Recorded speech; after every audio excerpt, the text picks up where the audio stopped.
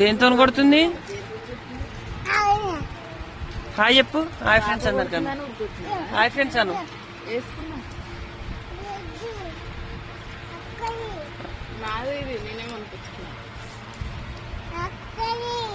ఇది అక్కడి ఇది అక్కడి ఇప్పుడు